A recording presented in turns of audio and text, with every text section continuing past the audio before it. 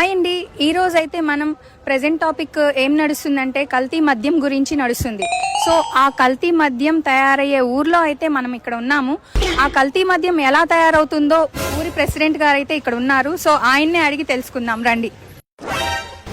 Sir, మీరు ఈ ఊరి ప్రెసిడెంట్ కదా, సో ఇక్కడ కల్తీ మద్యం తయారవుతుంటే మీరు ఈ ఊరి ప్రెసిడెంట్ గా ఇక్కడ ఏం చేస్తున్నారు? అది కల్తీ మద్యం ఏదైతే తయారవుతుందో అది నా దృష్టికి కూడా వచ్చిందమ్మా.